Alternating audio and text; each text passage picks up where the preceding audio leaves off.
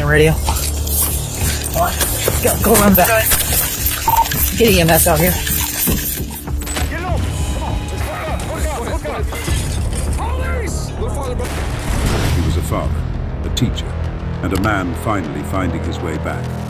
Until one April night, a stranger pulled the trigger and stole everything. A senseless murder, a shattered family, and a courtroom left with more questions than answers.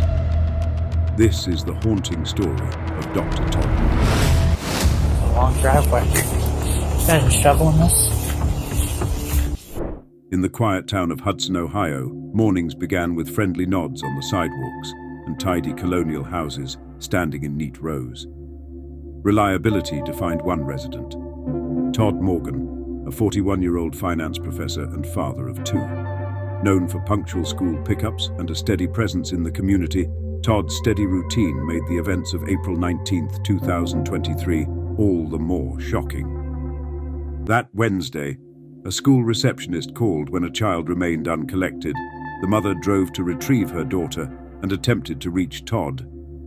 Calls went unanswered. Concern turned into action. A welfare check was requested.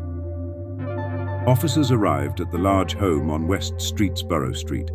From outside, everything looked ordinary.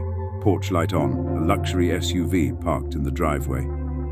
A different kind of silence lay over the property as detectives moved around the back of the house.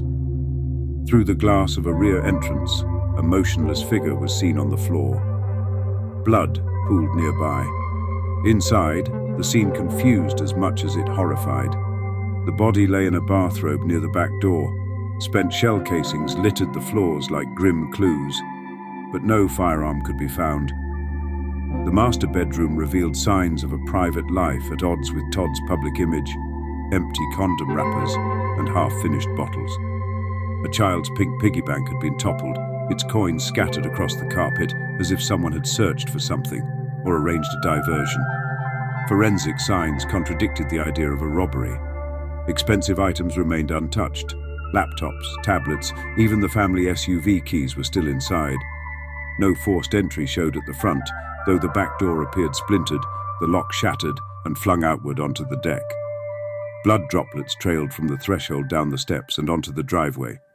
Boot prints pressed through dried stains, indicating movement from room to room. Well, if it was a robbery, the house would be more ransacked, right? Just that one you're in now? Are we... Say it's pretty bad in there. Yeah, there's shell casings in the house all over, but there's no weapon. A silent 911 call originated from Todd's phone. No voice, only the transmission. Minutes later, surveillance footage captured a silver car parked near the family SUV. Attention turned toward a woman named Terriana Paschel. Her name appeared repeatedly in call logs and payment apps. Phone data linked Todd and Terriana in the hours before the shooting.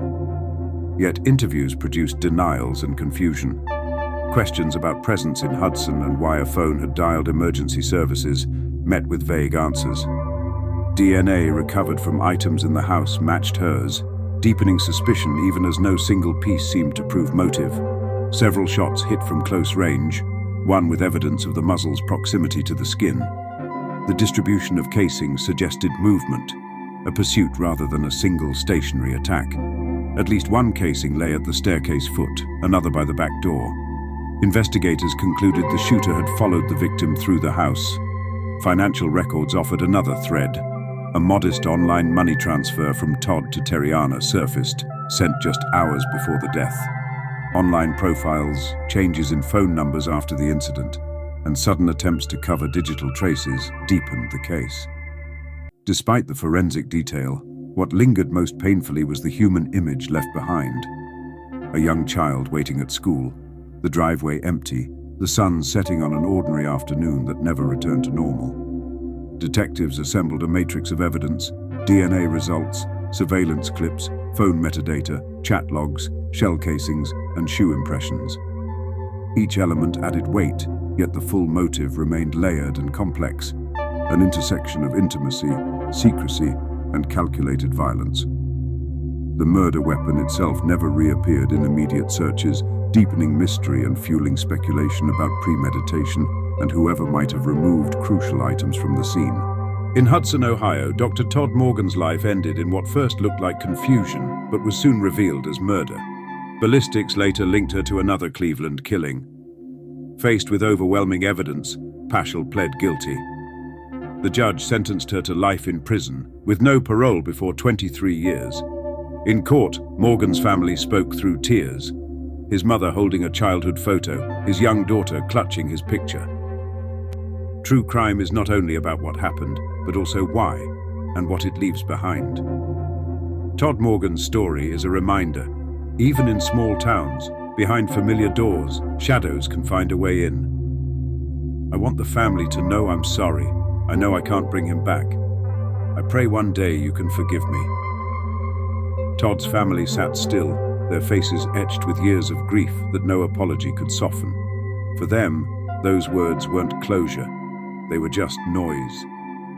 In Hudson, Ohio, the judge's words were final. 20 years to life for murder, plus 3 for the firearm. No parole before 23 years. You stole a father from his children. You ripped a son from his mother. For Todd Morgan's family, it was not closure, just survival. The case closed, but the absence remains. Days after the death of a well-known photographer at Hocking Hills, family and friends are remembering Victoria Schaffer. This while investigators are searching for answers as to what exactly happened to her. NBC4's Tyler Beckham is in Chillicothe, where Schaffer is from, and has her story. In Logan County, 2 16-year-olds rolled a log from a cliff in Hocking Hills, killing photographer Victoria Schaffer. Prosecutors charged them as adults. Both pled guilty to involuntary manslaughter and were sentenced to 3 years in juvenile custody, far less than the public expected, but enough to mark their young lives. The courtroom later heard a harsher outcome, 4 to 20 years in prison for reckless homicide. Gasps echoed as the teens lowered their heads, youth colliding with the weight of decades behind bars. For Victoria's family, no sentence could bring her back. Her husband spoke quietly. She was the heart of our family. No court can fix what's been taken, but at least there is accountability. The forest where it happened remains unchanged, but for those who knew her, it is no longer only a place of beauty. It is a place where recklessness turned fatal, where silence replaced laughter, and where a life ended in seconds. Justice delivered punishment. But for her children, the sentence is forever, because in true crime, justice is never the ending. It's just the beginning of learning how to live with loss. The courtroom held its breath as the judge prepared to speak. RJ stood motionless, his young face betraying none of the storm inside. The gavel struck. You are hereby sentenced to life in prison, with the possibility of parole after 30 years. Gasps echoed through the room. 30 years.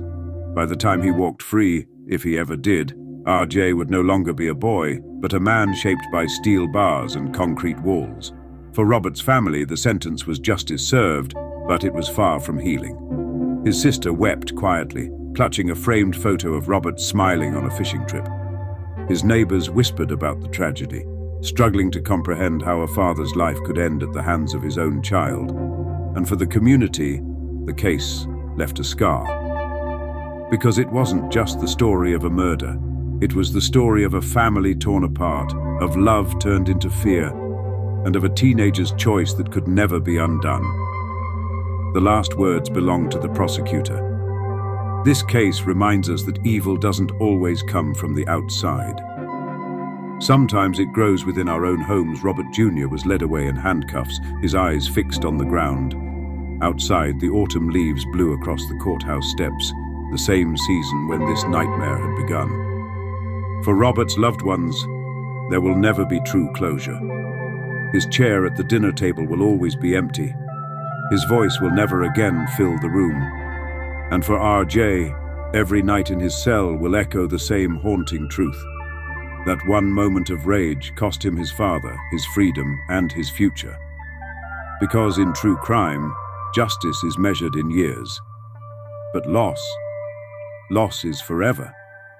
If you found this story compelling, don't forget to like, share, and subscribe for more true crime cases.